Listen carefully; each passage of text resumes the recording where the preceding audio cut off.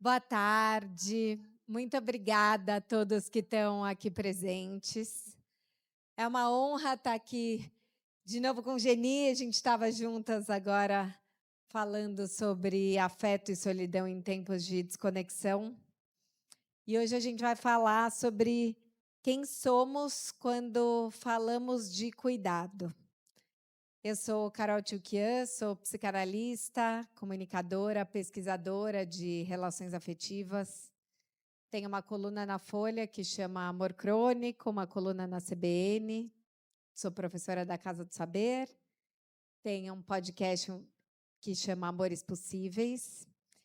E, ao invés de apresentar a Geni, eu já entendo que, para mim, parte do cuidado é a gente dar espaço para o outro e deixar que o outro fale, ao invés da gente presumir que a gente sabe como cuidar. Então, acho que simbolicamente também quero que você se apresente, Geni. Oi, gente. Boa tarde, obrigada pela presença. Agradeço muito a toda a equipe, né, pelo suporte, pelo apoio, aqui com o microfone, inclusive. Agradecer a Carol pela presença também, por essa conversa que a gente continua agora, né? A gente estava mais cedo também já em diálogo. Iniciando a minha apresentação. Meu nome não indígena é Geni Nunes, meu nome guarani é de Atucaretê. A minha formação é na psicologia, na graduação, no mestrado e doutorado em ciências humanas. E terminei recentemente também o pós-doutorado. E fiquei muito grata por estar aqui hoje, especialmente para pensar essa questão do cuidado, né?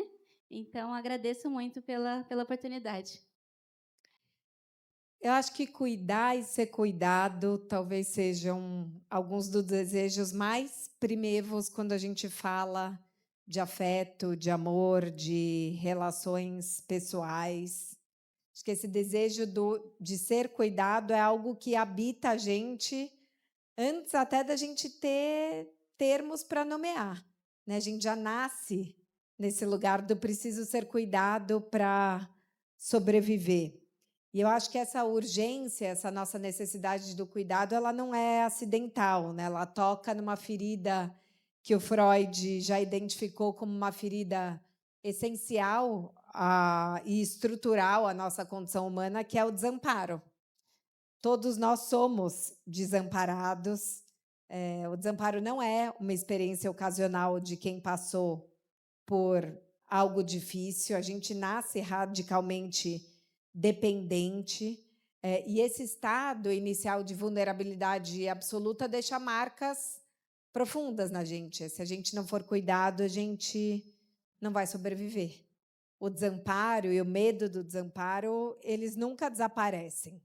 Eles vão vestindo outras roupas. E, na vida adulta, essa tentativa de fugir do desamparo aparece como ansiedade diante de um futuro imprevisível, medo de abandono nas relações afetivas, uma busca incessante por figuras que nos garantam proteção. E eu acho muito sintomático dos nossos tempos pensar o quanto essa necessidade de ser cuidado e de conter o nosso desamparo é estrutural e o quanto a gente está vivendo em tempos com cada vez mais descuido. Então, trazendo números aqui, né, a gente nunca falou tanto em bem-estar, autocuidado, saúde mental, e nunca nos sentimos tão descuidados, sozinhos, invisíveis. Hoje, 1 a cada 6 pessoas no mundo vive num estado de solidão crônica, que é um fenômeno que a Organização Mundial de Saúde já classifica como uma epidemia global de solidão. Tem uma pesquisa do Poder Data que mostra que 1 a cada 3 brasileiros diz ter, no máximo, um amigo próximo, e 70% das pessoas se sente insatisfeita com o nível de intimidade e conexão com seus amigos. A gente vive na era da hipervisibilidade, mas da invisibilidade dentro dos vínculos. E antes de falar o que é cuidado, eu desenhei essa mesa para a gente desconstruir ideias que a gente nomeia como cuidado e que estão levando a descuidos, a violências, a sobrecargas. Tem um conceito do Ferenczi, que é um psicanalista que eu estudo muito, que é a confusão de línguas. Ele diz que o bebê e as crianças, elas falam na língua do afeto, da ternura. E a gente só conhece a língua da ternura quando a gente é criança. E quando a gente recebe algo que não é ternura, então um pai opressor, uma mãe que te compara o tempo inteiro com a sua irmã, ou que invalida o seu sentimento e fala: você é muito carente, você é muito manhosa, a gente aprende a chamar isso de amor. E eu sinto que a gente nomeia errado muitas coisas como cuidado, né? Um dos livros da Geni, e um dos conceitos que a Geni estuda muito é o descolonizando os afetos. E eu queria que a gente começasse essa conversa descolonizando o cuidado também. E acho que não tem como não começar essa conversa trazendo um recorte de gênero, porque eu acho que nós, mulheres, somos ensinadas que cuidar é algo inato da mulher.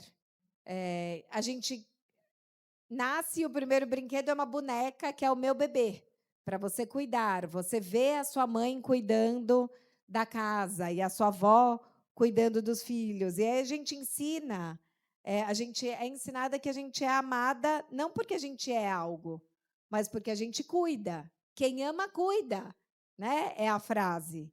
E aí a gente muitas vezes passa por cima das nossas questões e entra numa romantização do sacrifício, entendendo o cuidado como anulação de si.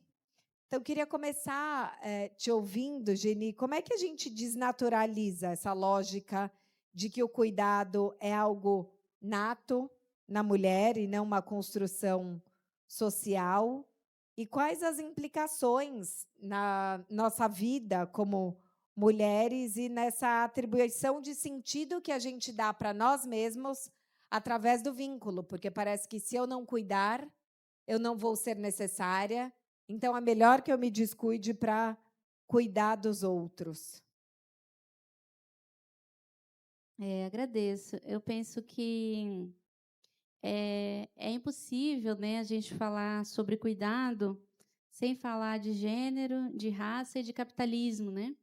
Porque o cuidado ele tem sido muito mal distribuído por conta dessas hierarquias, né? A gente sabe que historicamente e chegando no dia de hoje, o Brasil, como essa nação que se apresenta para a gente hoje, é uma nação que se fez através da exploração do trabalho forçado, né, de pessoas indígenas, de pessoas negras, sobretudo, de pessoas empobrecidas, que veem o seu trabalho como algo que, em primeiro lugar, né, não é reconhecido como trabalho, muitas vezes, especialmente esse trabalho doméstico, né? Mas também eu fico pensando nessa questão do cuidado e do trabalho também em relação à terra, né? Porque essa ideia de que a terra é fonte de recurso natural para trabalho e tudo mais, também está dentro de um panorama de exploração, né? Então, pensar esse cuidado é algo que tem me interpelado bastante, né? Eu até queria voltar e lembrar um paradigma que é muito forte na cultura dominante, que é a origem do mundo a partir da figura de Adão e Eva, né? Que nos chegam como seres adultos, né? Então a gente não sabe, não se pergunta muitas vezes, né? Quem que ajudou Adão a caminhar, quem que ajudou ele a se alimentar, como que ele aprendeu a falar. Parece que esse sujeito que dá o início da ideia de humanidade é um sujeito adulto, independente, que ele já chega pronto. Então, isso tudo muitas vezes oculta toda essa relação de interdependência, como você trouxe, né? Esse desamparo que muitas vezes está posto invisibilização, né? E até essa questão do desenvolvimento, né?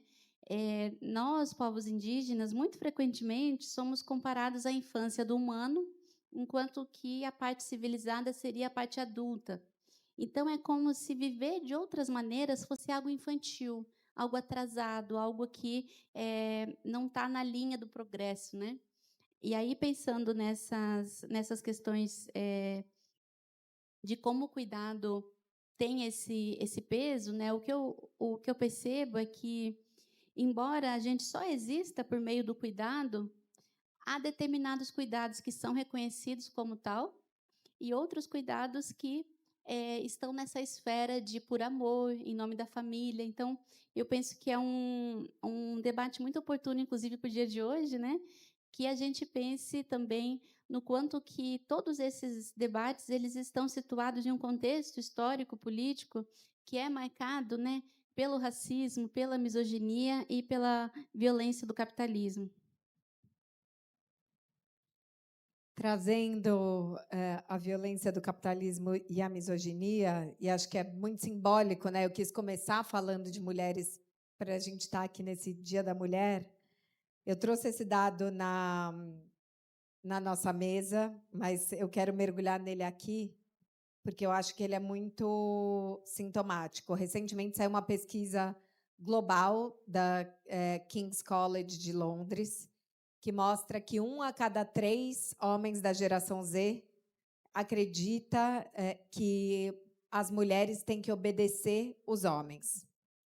E acho que mais alarmante do que 1 a cada 3 homens acreditarem nisso, 1 a cada 5 mulheres da geração Z concordam que as mulheres têm que obedecer os seus maridos. Como se o cuidar, né? E aí vem esse lugar muito patriarcal de eu cuido de você, então você me obedece. Eu sei o que é melhor para você.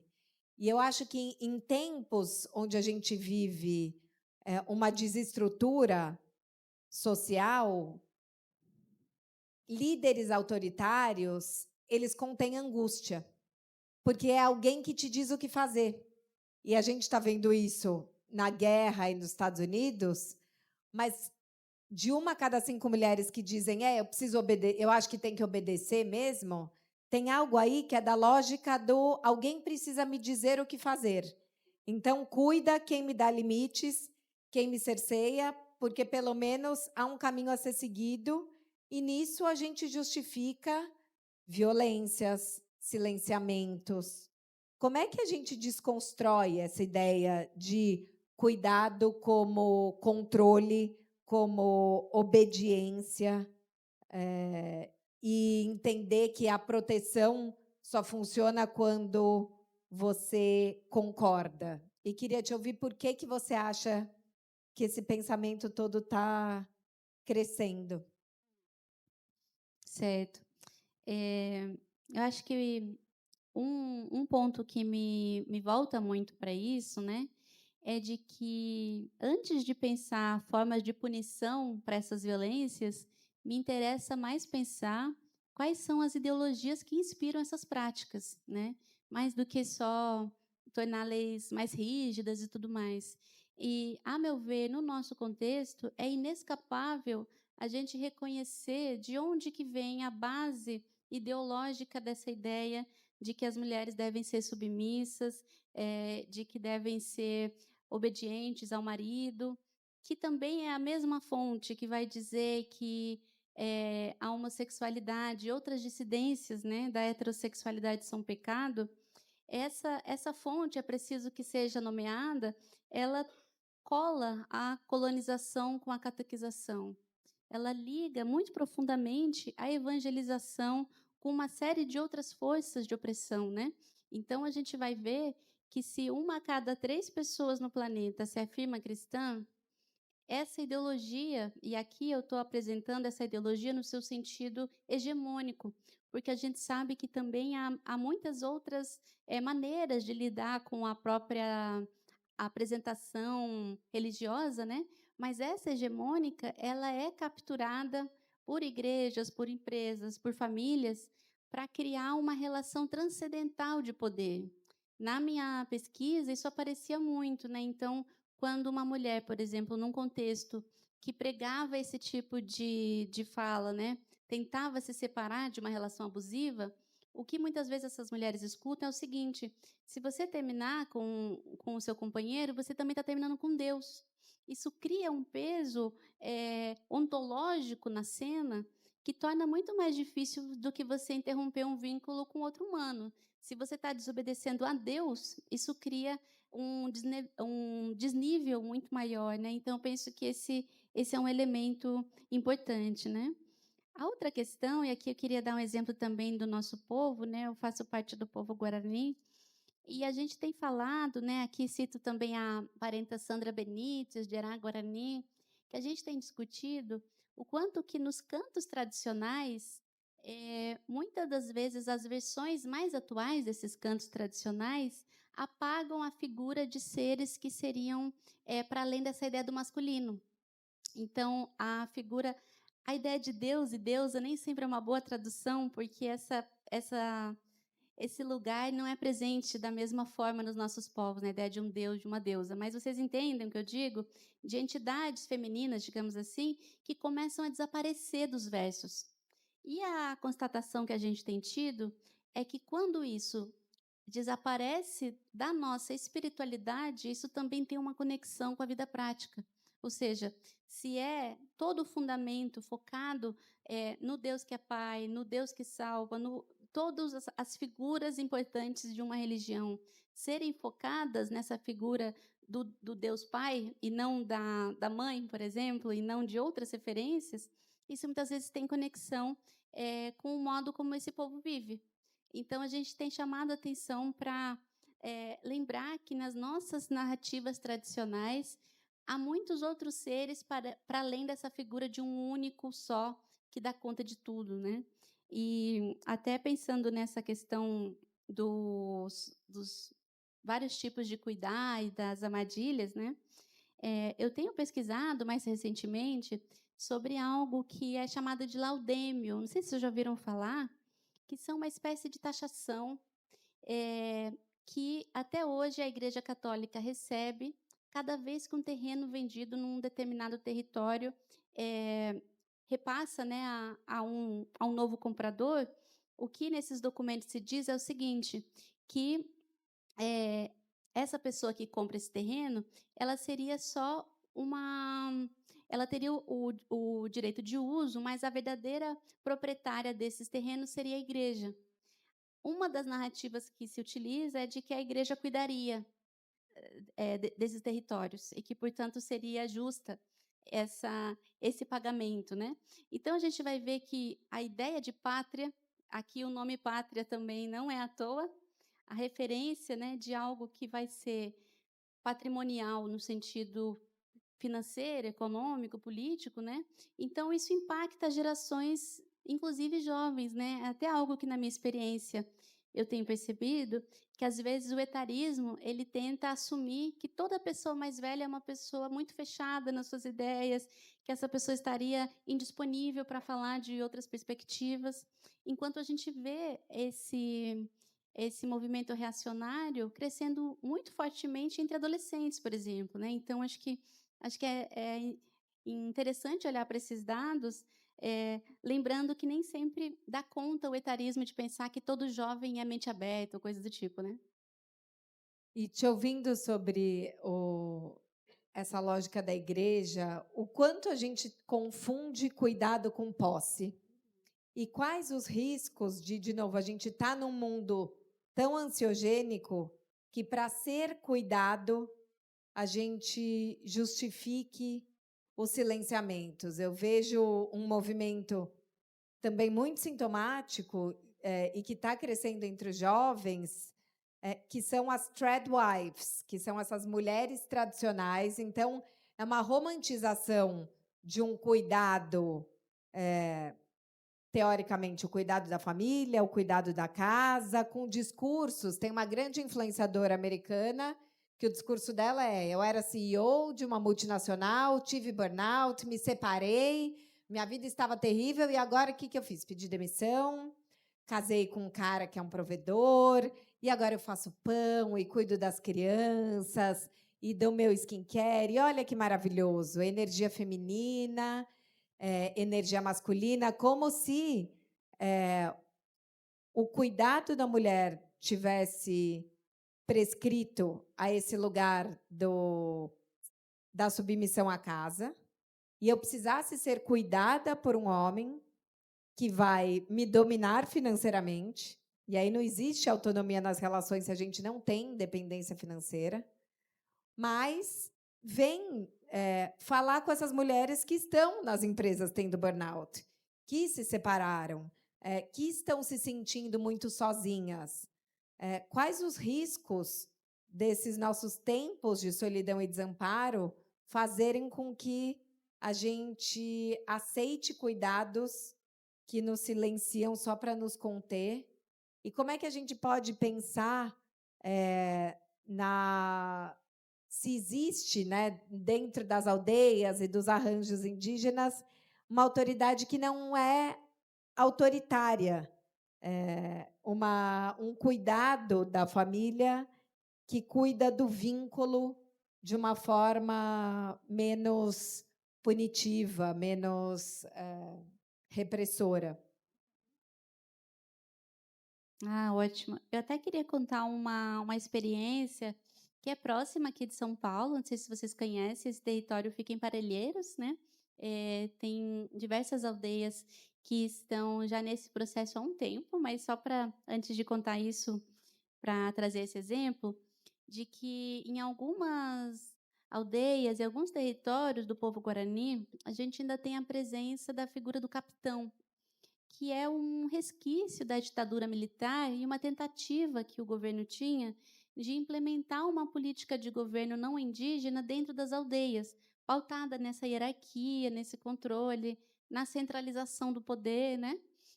E nesse território, né, da Calipetã, da Tenão-de-Porã, aqui em São Paulo, não tem a figura do capitão, mas também não tem a figura do cacique.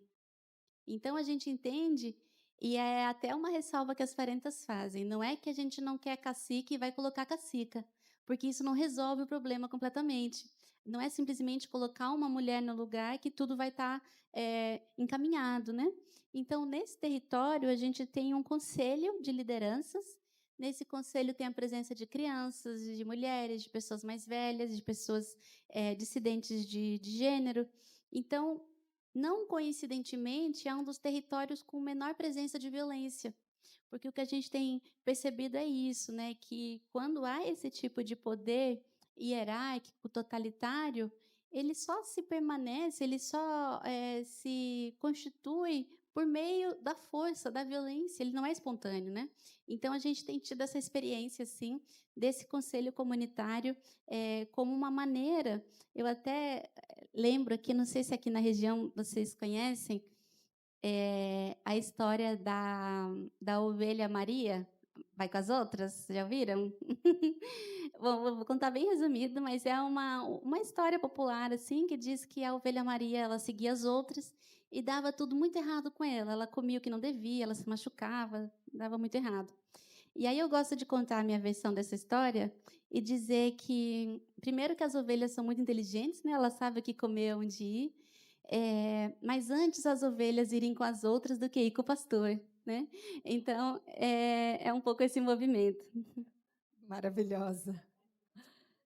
E aí eu queria trazer uma provocação, porque acho que também é cômodo a gente colocar o outro como inimigo, o outro como cuidador que nos oprime. E acho que tem algo que acaba também sendo muito presente nas mulheres, que são os traços de codependência.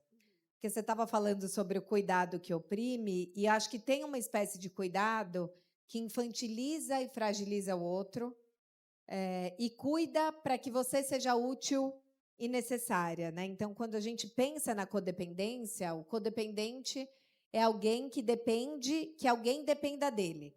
E aí, se a gente pensa que nós mulheres fomos educadas para cuidar do outro e para sermos valorizadas pelo que a gente faz, a gente começa a fazer para ser necessária. E aí foi interessante, porque a gente estava aqui no café entre as mesas e uma mulher que eu admiro muito estava falando para mim, não, mas acho que a gente divide pelas habilidades. Então, eu sou melhor cuidando das crianças, deixa que eu faço. Eu sou melhor organizando as compras da casa, deixa que eu faço. E tem algo de, talvez isso seja até mais natural para você, mas enquanto você fizer, o outro não vai fazer do jeito dele e não vai se desenvolver. E muitas vezes, dentro da lógica da codependência, a pessoa ultrapassa os próprios limites, se descuida, se ressente porque o cuidado dela não é valorizado, não é reconhecido, mas inconscientemente a gente está fragilizando o outro. Tem um capítulo do Tudo sobre Amor, Novas Perspectivas, da Bell Hooks, que ela fala isso, que quando a gente cuida, você cuida porque você ama, mas porque você não é capaz. Então, deixa que eu levo você, porque você não vai conseguir sozinho na escola. Deixa que eu marco os médicos, porque imagina, se eu for deixar o meu marido marcar, não vai marcar nunca. E aí você vai infantilizando o outro para se fazer necessária. Como prestar atenção quando a gente está chamando de cuidado o que é essa nossa necessidade de se fazer necessário para sustentar o vínculo? E como a gente pode pensar em vínculos onde a gente não seja necessário e ainda assim eles se mantenham? Eu até lembrei de uma frase, né, que é mãe só tem uma, né? Ela tem inclusive uma discussão entre mães lésbicas sobre essa frase, de que é uma frase muito inspirada nessa heteronorma, né, de que só é possível ter uma mãe dentro desse arranjo, né? Mas também pensando que junto desse elogio de que tem coisa que só a mulher sabe fazer, é um elogio muito perspicaz, né, para seduzir de alguma maneira, né, para que a gente continue nesses lugares pensando, se só eu que faço, mesmo que eu esteja cansada, exaurida, ainda assim eu tenho um lugar muito especial nessa trama, né. E eu fiquei pensando nisso também, porque na minha pesquisa, eu escutei muitos relatos, assim, que diziam algo como, eu pausei meus estudos, eu me dediquei, né, ao cuidado da casa, à criação dos filhos, à alimentação, apoiei meu companheiro de todas as formas, e mesmo assim ele me traiu. E me chamava atenção mesmo assim, né, no sentido de que é como se todos esses trabalhos, de alguma maneira, fossem pagos simbolicamente com a promessa de exclusividade sexual. Então, esse vínculo sexual romântico, ele media muitas dessas doações de trabalho que, de outra forma, não seguiriam desse jeito, né. Um outro ponto também que você trouxe, né, que eu fiquei lembrando, é de que essa sedução toda, né, de que não sou eu que decido, tem um outro que decide, esse outro muitas vezes é o próprio Estado, né. Aqui eu queria lembrar que é muito recente que mulheres e outras pessoas com útero, quando vão demandar o direito à laqueadura, possam fazê-lo sem pedir autorização do marido. Então, o casamento, de alguma maneira, ele tenta terceirizar essa voz que a pessoa teria sobre si mesma, né? E aí a gente vê todo um debate em relação ao aborto, por exemplo, como uma questão de saúde pública, que muitas vezes vai recorrer a esse imaginário. Não, você não tem o direito, é o Estado, é o marido, é alguém que vai poder dizer por você mais e melhor do que você mesmo, né? Então, eu penso que a própria lógica institucional, eu até comento assim que a votação, quando a gente tem esse sistema burguês, né, de votação eleitoral, votar em alguém é relacionado na etimologia com o devoto. O devoto é aquele que dá votos a alguém, né? Então você deposita às vezes nessa figura, uma ou duas, essa esperança de que ele que vai fazer por mim. Então muitas vezes a mobilização de fato popular e coletiva, ela fica numa posição muito mais passiva diante dessas próprias formas de política que, a meu ver, também são inspiradas nesse modelo heterossexual e monogâmico. Te ouvindo sobre o mesmo assim, e eu acho que isso é muito simbólico, Queria também desconstruir um lugar de que o cuidado e cuidar da relação é priorizá-la. Porque eu acho que essa também é uma grande falácia que tende a levar os casamentos à exaustão. E aí eu até queria fazer um paralelo da monocultura com um pensamento quase que de agrofloresta das nossas relações, porque eu vejo muitas vezes casais se organizando numa lógica de reciprocidade de renúncias. Então, eu abro mão da minha carreira para a gente mudar de cidade por conta da sua mudança profissional, mas daí eu espero que você não vá mais no futebol das quartas-feiras para ficar com as crianças, e tudo bem, eu abro mão de você ir nos jantares da minha família porque você não se dá bem com meu cunhado, mas aí eu também não vou atravessar o Brasil para ir no Natal da casa da sua mãe, e a gente vai deixando esse solo do amor cada vez mais empobrecido, chamando isso de cuidar. Então, a gente está aqui, os dois juntos, em casa, numa relação esvaziada, porque você não tem outros amores que te circundam, sejam esses amores um curso que você foi fazer, o jantar com as suas amigas, como se o cuidar de si ou cuidar de outros interesses fosse descuidar da relação. Como é que a gente pode pensar nessa lógica do sair da monocultura e também pegando o começo da sua fala, né, de o cuidado da terra, que a gente tem que mais nutrir do que só pensar em tirar as possíveis ervas daninhas, que seriam essas distrações do outro? Massa. Eu até fiquei lembrando de duas referências de imagem. Eu não sei se vocês já viram alguns panfletos, né, religiosos que emulam uma ideia de paraíso em que o leão está no colo de um gato, ou o contrário, eu não lembro bem exatamente, mas essa é uma ideia de um final feliz, muito pautado numa aliança em que nenhum bicho teria nenhuma indisposição com o outro, enfim, né?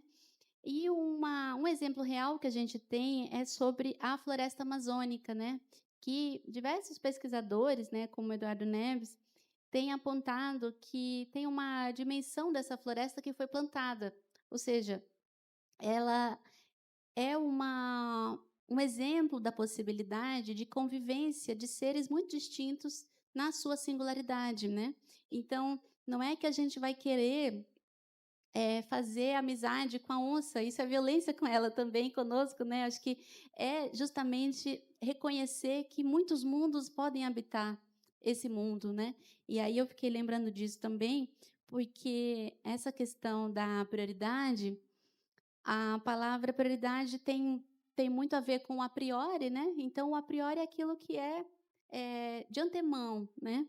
E para mim tem feito mais sentido pensar na lógica da contingência, do contexto, porque pode ser que num determinado momento uma pessoa, uma relação, uma comunidade demande uma atenção maior naquele momento, mas isso não acontece de maneira priorística necessariamente, porque tem uma série de situações que vão acontecendo e a gente nem sempre as prevê. Então, eu penso que olhar para o cuidado como algo em movimento talvez seja mais interessante do que um combinado prévio da própria realidade, né?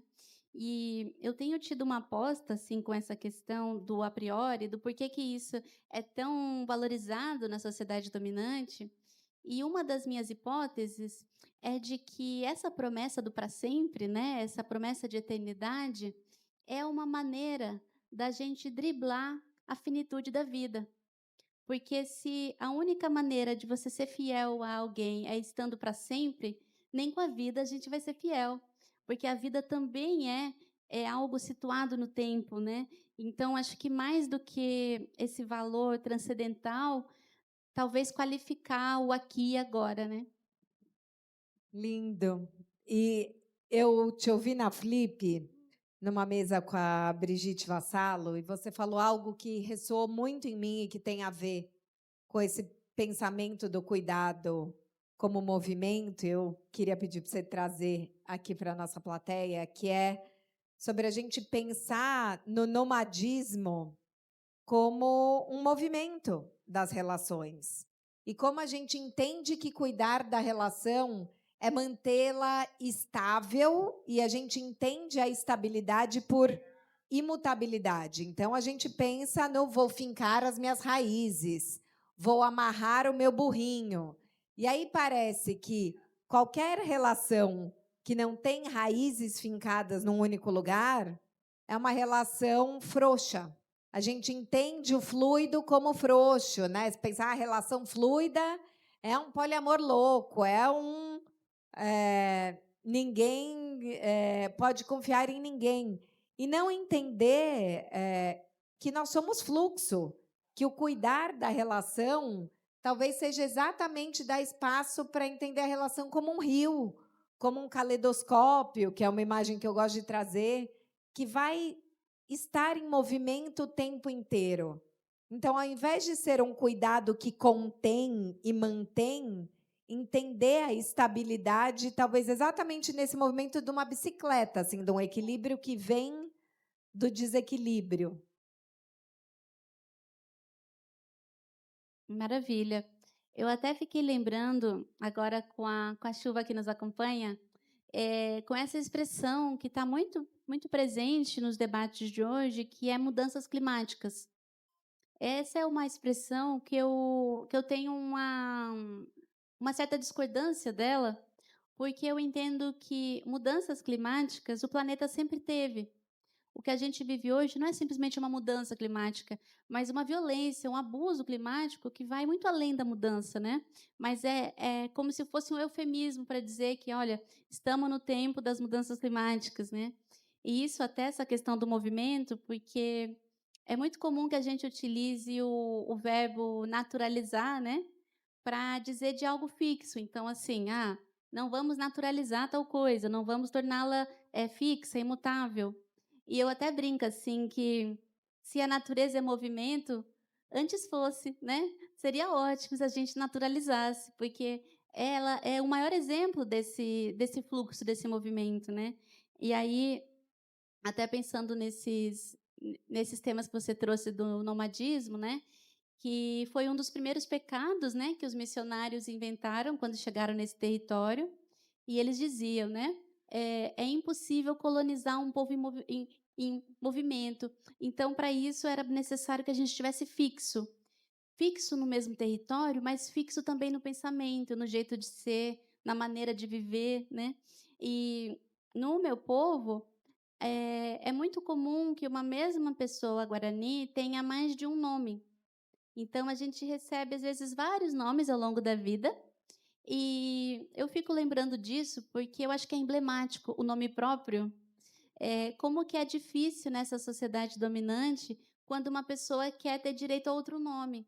Acho que isso é especialmente relevante para pessoas trans, mas mesmo pessoas que não são trans vão encontrar uma dificuldade muito grande de poder mudar o próprio nome. Então, acho que esse direito ao movimento volta um pouquinho para isso. Gente, eu vou falando em movimento, vou mudar aqui um pouco, que a goteira está bem em cima de mim. Alguém pode nos ajudar? E eu penso também o quanto a gente tem que hierarquizar o cuidado, porque muitas vezes a gente tem esse lugar, né? E você estava falando do cacique, eu penso na imagem do ancião. Como é que a gente pode transmitir sabedoria sem impor caminho? Porque eu acho que muitas vezes a gente também fala, eu cuido, eu sei o que é melhor para você.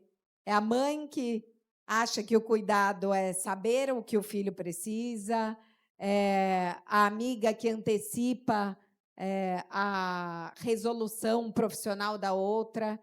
E talvez parte do cuidado seja ouvir os anseios do outro, só estar junto, poder falar sobre os seus caminhos sem presumir que eles são os melhores, ou que você já sabe quem a pessoa é. Essa coisa do nome é assim, eu te conheço, principalmente se a gente pensar nesse cuidado dos pais, não só eu te conheço, como eu te nomeei assim.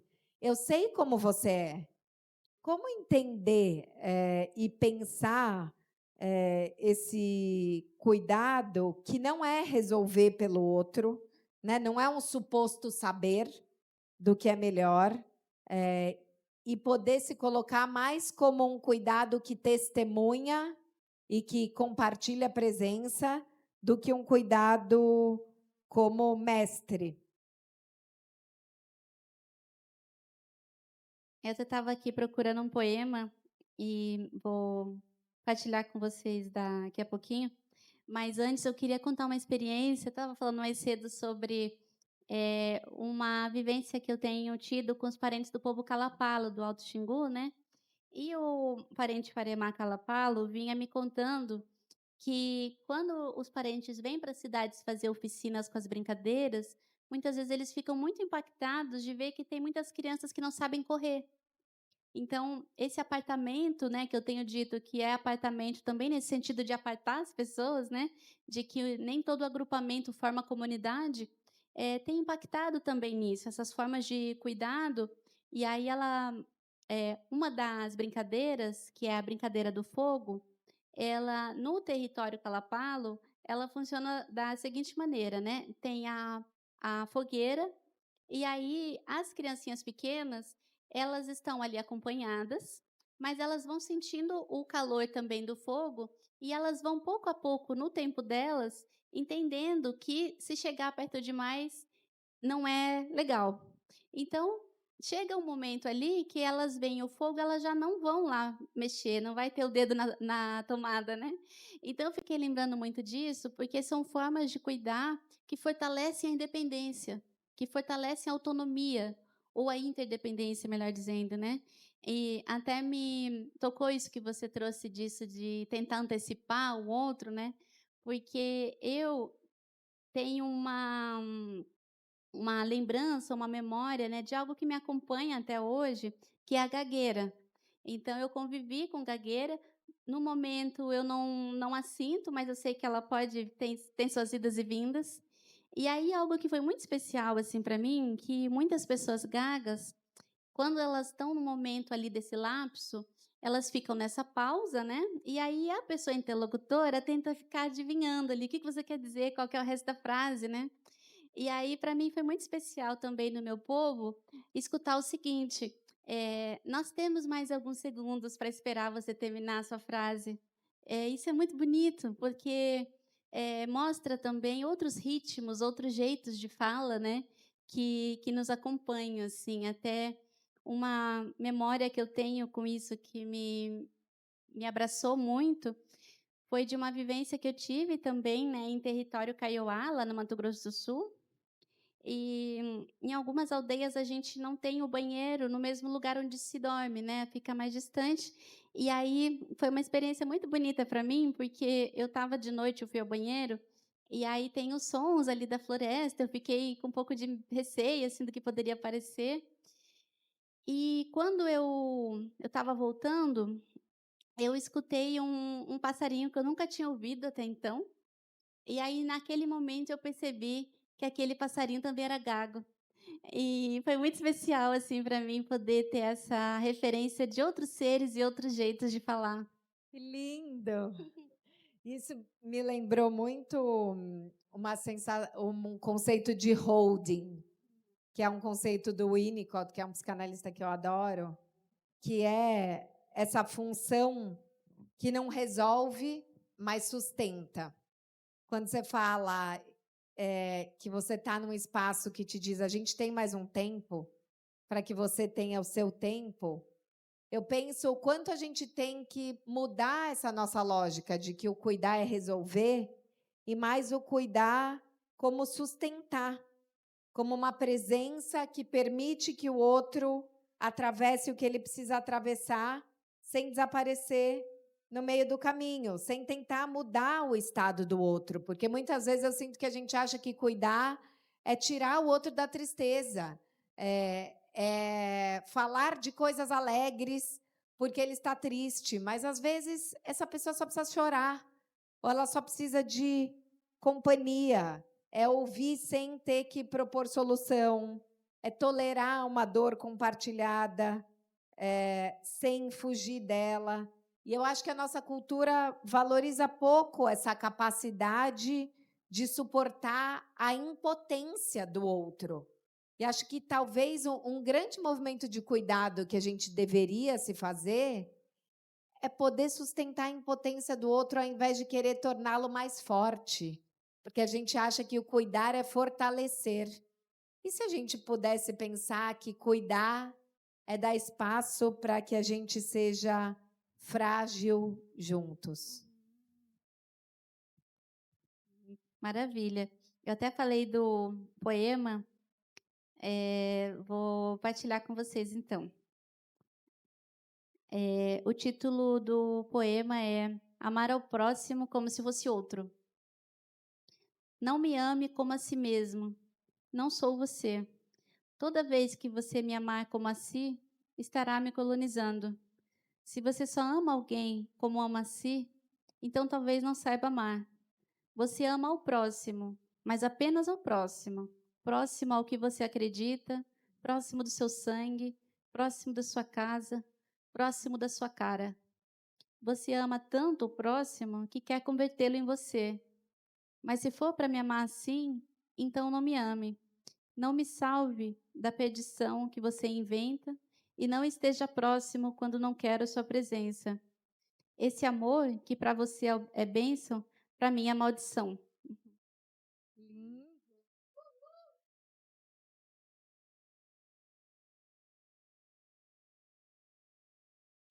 Eu quero falar sobre a gente poder pedir o cuidado. A gente falou muito sobre o dar. E quero pedir para vocês também, vou abrir para perguntas. As meninas da produção estão com papeizinhos, então quem quiser fazer pergunta é só levantar a mão, que vocês escrevem, eu leio aqui as perguntas. E enquanto as perguntas vêm, eu queria que a gente conversasse um pouco sobre essa importância de pedir o cuidado e explicar que cuidado a gente precisa, porque acho que a gente está com tanto medo de incomodar o outro, de ser demais, de ser a pessoa que pesa, que a gente está se sentindo sozinho, está se sentindo pouco ouvido, mas a gente não pede. Às vezes a gente manda uma mensagem do grupo do WhatsApp das amigas, alguém pode jantar? E aí ninguém responde, e é um dia que você está completamente angustiada. A gente tem que poder falar. Estou muito angustiada hoje, estou precisando de um colo. Alguém pode jantar? Porque talvez só com alguém pode jantar, a pessoa tem que resolver o trabalho dela, o filho está doente. A hora que você fala, eu estou precisando, me ajuda, você também amplia as possibilidades de que o cuidado venha. Como é que a gente pode nomear e queria saber se dentro da cultura indígena tem algo dessa lógica do pedir também, e não só do estar atento às necessidades do outro, né? Como é que a gente incentiva o pedir e dá nome para o que a gente está precisando, sem ter vergonha disso? Eu penso que esse é um comportamento que muitas vezes a gente não se dá conta, né? Então, assim, nossa, para mim estava óbvio que era isso que eu queria, mas dentro da gente o outro não tem como adivinhar necessariamente, né? Então, eu acho que esse processo de poder pedir é também uma construção relacional em que a gente possa ter a confiança de fazê-lo, né? Eu até trago um pouco essa questão para um outro debate de gênero, de que muitas famílias heterossexuais, quando descobrem que o filho é uma pessoa que não é heterossexual, dizem assim, né? Por que você não me contou antes? Por que você não falou, né? E muitas vezes não há um terreno fértil para que essa fala apareça, né? Então, mas em outros momentos a gente pressupõe que a reação vai ser terrível e tem motivos muito concretos para isso, mas não necessariamente ocorre dessa maneira, né? Então, acho que esse é um cuidado importante, assim. No nosso povo tem um hábito que que que para mim é muito especial, assim, que quando a gente está numa assembleia, e aí é outro tempo também, né. A gente tem, por exemplo, experiência em que vai uma anciã falar e uma pessoa fala 3 horas. Então contando, assim, todas as pessoas falarem, são dias e dias, né, então acho que esse tempo da conversa também é outro, né. Mas algo que eu queria mencionar nisso do pedir, encontrar, né, é que quando alguém está fazendo uma fala, tem períodos de pausa em que as pessoas que estão ouvindo falam "anheté", que significa "isso que você está dizendo é verdade". E é muito bonito poder ver uma fala, inclusive de denúncia, de desabafo, entremeada por essa confirmação que diz: "Isso é verdade que você está dizendo". Porque eu penso que uma das esferas, inclusive do machismo, do racismo, é essa negação. Aquilo que você viveu foi algo que você imaginou, você exagerou, é mimimi, etcétera. Então, eu acho que em tempos, inclusive, de um negacionismo climático, é fundamental essa dimensão do reconhecimento, porque eu penso que se a gente não reconhece, não tem como reparar, né. Isso tem muito a ver com o conceito do Ferenczi, que é o psicanalista no qual eu debruço os meus estudos, que é o desmentido. Porque quando ele estuda o trauma, ele diz que o trauma não se dá pelo evento em si, mas pelo não reconhecimento desse evento pelas pessoas que estão em volta de mim. Então, muitas vezes, a gente tem o desmentido não só nas situações traumáticas, como, por exemplo, isso não aconteceu. Eu penso Big Brother e o abuso sexual. Não, mas ele não beijou essa mulher. Ele quase beijou. Então, será que aconteceu? Ou quando você escuta, tá fazendo tempestade em copo d'água. Não, não foi. Eu só gritei com você porque você me deixou louco. Não foi uma agressão. Quanto parte do cuidado é poder validar mesmo. Sim, isso aconteceu. Isso te atravessou. O trauma ocorreu. E a gente poder falar dos nossos traumas pregressos como forma de cuidar dessas nossas marcas antigas, porque acho que a gente tem vergonha de falar sobre elas e talvez a gente não tenha sido validado ou tenha sido desmentido por companheiros, por pais. Poder falar e ter alguém que diz isso é verdade é um jeito da gente reelaborar também os nossos traumas e se cuidar. Trazendo aqui uma pergunta. Geni, você afirma que nem todo agrupamento forma comunidade. O que forma a comunidade? Até com essa questão, lembrei de uma fala muito bonita do nosso querido Ailton Krenak, que ele chama a importância de comunidades temporárias também, né, nessa questão de uma contingência. Mas eu penso que uma comunidade tem necessariamente um propósito coletivo, tem necessariamente uma dimensão de cuidado para além do indivíduo, né, acho que são 2 elementos muito basilares de pessoas que não estão só juntas, mas estão construindo algo, que envolve algo coletivo, né. E essa dimensão do coletivo, em Guarani a gente tem 2 pronomes nós. Eu gosto até de dizer que tem mais nós do que eu, né. Tem o Inhandé e o Oré. O Inhandé é o nós inclusivo e o Oré é o nós que não inclui o interlocutor. Mas, dito de outra maneira, é como se a gente dissesse: "É nós mesmo que eu não esteja lá".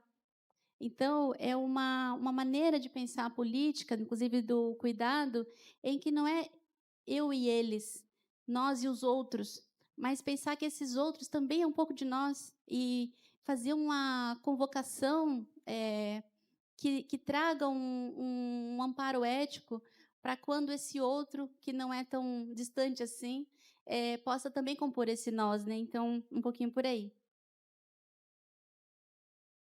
Em tempos do aumento da misoginia, feminicídios, conservadorismo, a não monogamia se torna uma forma de relacionar mais segura para a mulher? Eu queria voltar, antes de responder essa questão, né, para os dados que a gente tem do feminicídio, que os dados que eu analisei do Anuário de Segurança Pública, eu analisei de 2022, né, mostram que mais de 90% dos feminicídios foi praticado, né, por companheiros ou ex-companheiros das vítimas. Então, o que eu tenho chamado a atenção é que a categoria machismo é fundamental, só que a gente também precisa reconhecer que não são quaisquer homens que estão fazendo essas violências. Se mais de 90% desses homens era companheiro ou ex-companheiro das vítimas, então a violência ela tem uma ênfase imensa no modo como essa sociedade dominante tem se relacionado no campo afetivo sexual, né? Então, tenho pautado muito essa questão de que a ideia de posse e propriedade, né, tem até essa cena do pai entregando a mão da noiva para o marido, né, quase como se fosse uma transferência de poder que acontece, né? É algo que está necessariamente ligado a essa estrutura também monogâmica e misógina. Agora, eu penso que a não monogamia ela não deve ser um modelo substitutivo, mas um não modelo, no sentido de que a gente até escuta, né, na mídia, às vezes, assim, amor não tem cor, não tem gênero, né? Amor não vê, só enxerga a alma. Eu penso que na não monogamia é fundamental que a gente reafirme a existência das hierarquias de gênero, de raça e de classe, porque para que a gente não corra o risco de tornar a não monogamia uma espécie de democracia racial onde essas hierarquias não aparecem. Então, para mim, é muito nesse sentido. Eu concordo muito com você. Acho que a gente tem que prestar atenção em falsos discursos não monogâmicos, porque as pessoas tendem a simplificar a não monogamia como a possibilidade de ter mais parceiros sexuais e não pensar nessa lógica de uma não monogamia política, que é muito o espaço que você trabalha, que eu concordo, que é a gente poder abrir mão da ideia de posse e de controle do outro, porque eu vejo casais monogâmicos tentando mudar o arranjo para não monogamia, mas criando uma série de regras e interditos que também estão pautados no controle. Ele é só um controle com outras formas de cerceamento da liberdade do parceiro ou da parceira.